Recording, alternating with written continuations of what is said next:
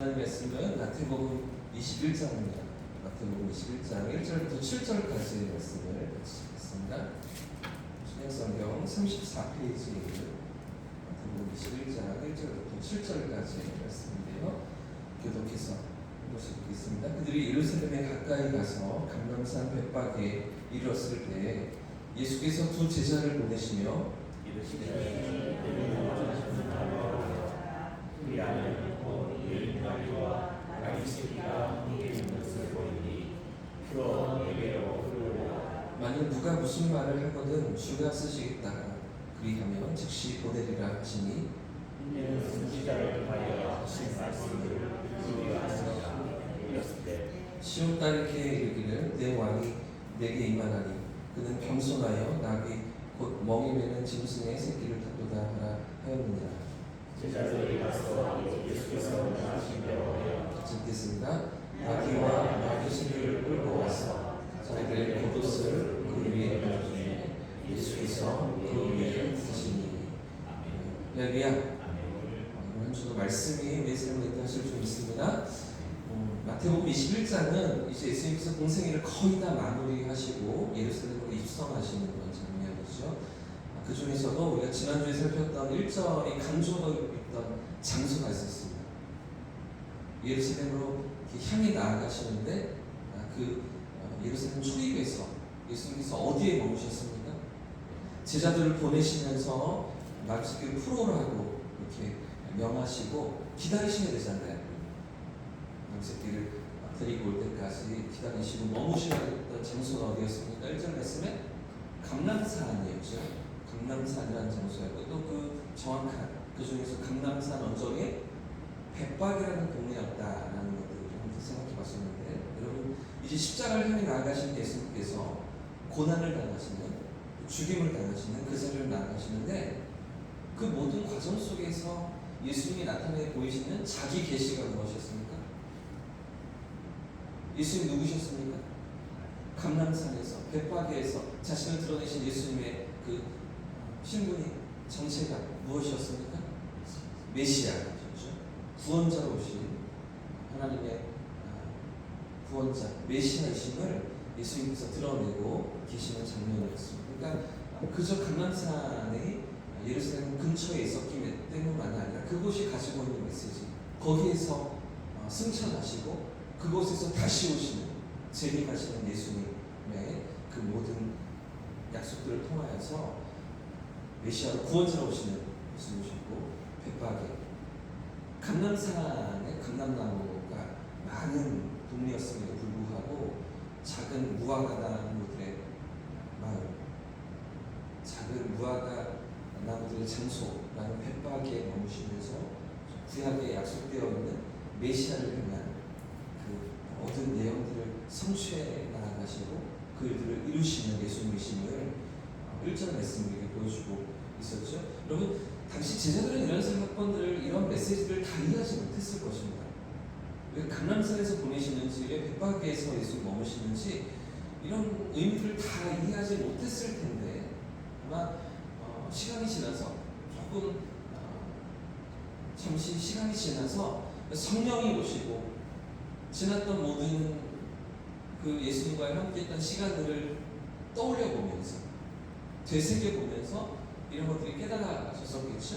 그리고 약 30년의 시간이 지나서 이 복음서, 이 마태가 마태복음을 기록할 당시에 그때 이 모든 것들을 생각나게 하시고 깨우쳐주시는, 감동하시는 성령의 그 영감을 통해서 이것들을 기록하고 우리에게 남기지 않았겠습니까? 그래서 감람산이라고 그냥 되어 있지만, 벳박이라고만 단어가 표현되어 있지만 사실은 그 안에 담겨있는 메시지는 예수님의 메시아이심이었습니다. 예수님의 우리를 향한 구원자로 오심이었던 것이죠. 자, 그런데 여러분, 오늘 생각해 봐야 하는 것은, 지금 이렇게 나귀를 가져오라고 두 제자를 예수님께서 보내시는데 나귀를 가져오는 일이 상당히 이상합니다. 나귀를 이렇게 주인에게 허락을 받고 가져오거나 아니면 뭔가 이렇게 상의가 되어 있는 가운데 일반적으로 빌려오는 이런 장면이 아니라 아주 특별한 모습으로 예수님께서 이 나귀를 가져오라고 시키고 계시죠. 지금 예수님 이렇게 하신다고 우리가 다 그렇게 할 수는 없습니다. 어디 가서 이렇게 나를 풀어다가 내 맘대로, 아니면 지금 같으면 길가에 있는 차를 가져다가 내 맘대로 쓸 수 있는 노릇이 아니잖아요. 그러니까 특별한 상황 가운데 예수님께서 이 장면을 또 풀어가시는데 왜 그렇습니까? 그 차 주인이 가만히 있지 않을 거 아니에요. 그냥 내어주지 않을 거 아닙니까? 또 내 차를 가져가느냐 하면서 당장 이렇게 소란이 일어나지 않겠습니다. 그런데도 왜 예수님은 이런 방식으로 두 제자에게 명령하시는가? 이 부분을 생각해 봐야 하는데요. 자, 2절과 3절 말씀을 다시 한번 읽어보겠습니다. 자, 2절과 3절 시작. 이르시되 너희는 맞은편 마음으로 가라. 왜냐하면 곧 매일 나귀와 나귀 새끼가 함께 있는 것을 보니 풀어 내게로 오라. 만일 누가 무슨 말을 하거든 주가 쓰시겠다 하라. 그러면 즉시 보내리라 하시니. 그럼 지금 예수의 명령은 아주 구체적입니다.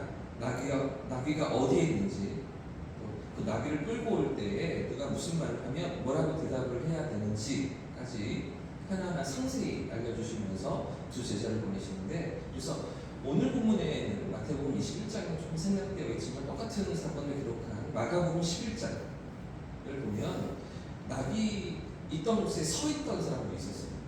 나귀가 묶여있는 곳에 서 있던 사람들이 왜 가져가느냐 이렇게 묻거든요. 두 제자에게. 또 누가복음 19장 말씀을 보시면 제자들이 나귀 새끼를 풀 때에 그 임자들이 이렇게 얘기합니다. 주인들이 이렇게 얘기합니다. 어찌하여 나귀 새끼를 푸느냐. 그러니까 주인이 있는 거예요. 임자가 곁에 있는 거예요. 그러니까 아주 민망한 상황이죠. 허락도 안 받고 나귀를 풀고 있으니까 그 내 건데 왜 풀어가느냐라고 주인이 나서는 이런 상황 아니겠습니까? 좀 이 장면은 일반적이지 않습니다. 상식적이지 않습니다. 그래서 아마 두 제자가 가면서도 쉽지 않았을 것입니다. 가면서도 이렇게 괜찮겠나 생각들도 있었을 거고, 또 풀면서 지금 주인이 당장 나서니까 아주 민망한 상황이었겠죠? 자, 그런데 이런 예수님의 명령은 오늘 본문을 조금 더 지나서 마태복음 26장에도 한 번 더 반복이 됩니다. 마태복음 26장에 이제 일주일이 다 지나서 6월절 되었을 때 6월절 장소를 구하는 장면에서도 예수님 똑같은 일을 시키세요. 예루살렘에 들어가셔서 이제 마지막 만찬, 6월절 만찬을 제자들과 나누시는데 장소가 필요하잖아요. 근데 그때에도 똑같은 방식으로 제자들에게 시키십니다. 마태복음 26장 18절 19절 말씀해 보시면 이르시되 성한 아무에게 가서 이르되 선생님 말씀이 내 때가 가까이 왔으니 내 제자들과 함께 6월절을 내 집에서 지키겠다 하시더라 하라 하시니. 내 제자들과 예수님의 제자들과 함께 6월절을 너의 집에서 지키겠다 하시더라 하라 하시니 제자들이 예수께서 시키신 대로 하여 6월절을 준비하였다. 이게 마태복음 26장입니다. 이때도 똑같이 시키시죠. 성안에 어떤 사람을 찾아가서 다짜고짜 이렇게 말하라는 겁니다. 내가 6월절을 지낼 장소로 너의 집을 사용하겠다 이렇게 말씀하라고 시키시는 겁니다. 마가복음 14장이나 누가복음 22장은 조금 더 이 장면을 구체적으로 기록하는데 성 안으로 들어가서 물동이를 가지고 가는 사람을 따라가라. 그래서 그 사람에게 물으라고 시키십니다. 이 질문도 아주 도발적으로 또 그에게 물으라고 하시는데 마가복음 14장 13절 14절 말씀 제가 읽어드릴게요. 들어보십시오. 예수께서 제자 중에 둘을 보내시며 지금도 2명을 보내시죠. 이르시되 성내로 들어가라. 그리 하면 물 한 동이를 가지고 가는 사람을 만나니 그를 따라가서 어디든지 그가 들어가는 그 집 주인에게 이르되, 그러니까 물동이를 지고 가는 사람은 따로 있고요. 일하는 일꾼이겠죠, 그 집에. 그리고 그 집 주인에게 따라가서 집 주인에게 찾아가서 이르되 선생님의 말씀이 내가 내 제자들과 함께 6월절 음식을 먹을 나의 객실이 어디 있느냐 하시더라 하라. 내 객실이 어디 있느냐 하라. 이렇게 시키십니다.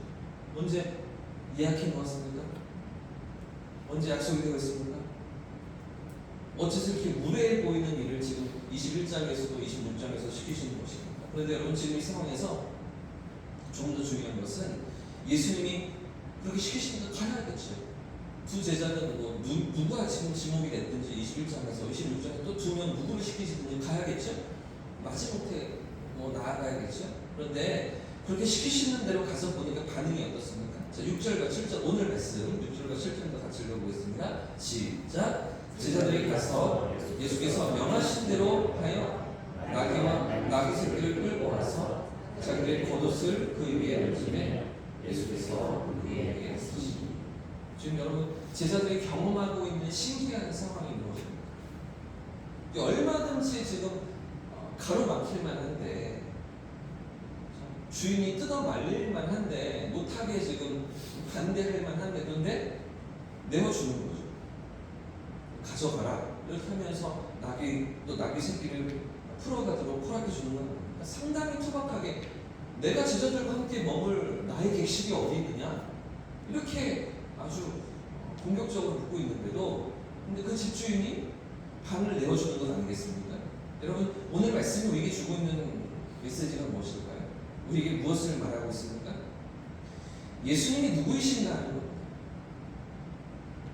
예수님이 어떤 분이신가를 예수님 지금 또 두 제자를 보내시는 이 사건을 통해서 나머지 10명의 제자들 모두에게도 자신이 누구이신가를 말씀하고 계신 거죠. 그러니까 아까도 말씀드렸던 지난주에 살폈던 1절 본문에서 예수님은 감람산에서 구체적으로 벳바게에서 자신이 누구이신지 드러내셨어요. 메시아이심을 드러내셨어요. 그런데 지금 그 뒤에 이어지는 나귀를 풀어오는 이 사건을 통해서 자신이 누구이신가를 또 한 번 나타내죠. 누구이십니까?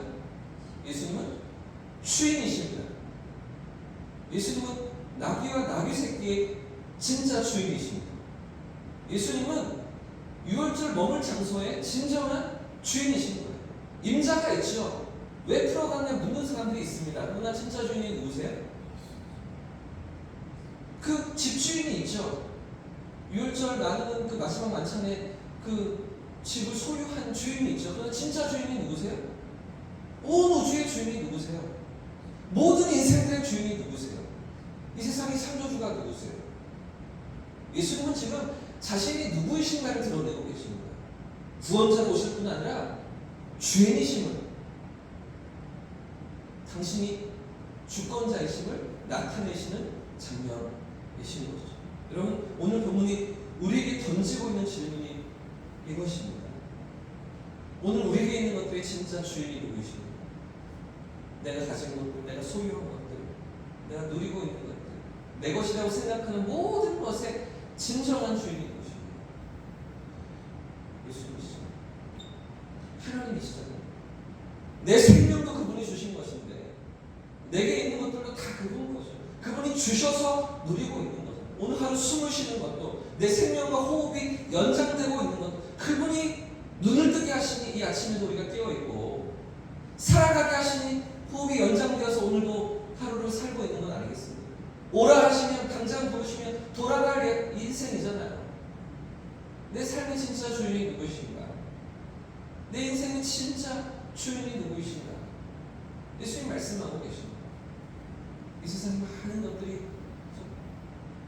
여러 삶의 모습이 자기가 주인 되어서 내가 인생을 내 마음대로 할 수 있는 것처럼 생각하지만 진정한 주인은 예수님이십니다.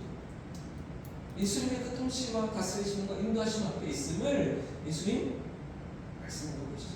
사랑하는 여러분, 그래서 욥기의 욥이 이렇게 고백하잖아요. 주시니도 하나님이시고 거두시니도 하나님이시니 오직 하나님만이 영광을 받으시옵소서. 여러분 우리 삶에 있는 모든 것들을 주시니가 누구십니까? 우리에게 허락하시는 분이 누구십니까? 오늘 이만큼 내 삶을 영위하고 살아갈 수 있는 그런 복과 은혜를 주신 분이 누구십니까? 오늘 하루를 그 주인 앞에서 살아가는 거죠. 우리의 생명과 호흡의 진정한 주인이신 그분 앞에서 오늘을 살고 이번 한 주를 살고 이 가을을 살아가는 그런 믿음이 저와 여러분에게 있기를 예수님 이름으로 축복합니다. 네. 찬송하고 기도하겠습니다. 찬송가 540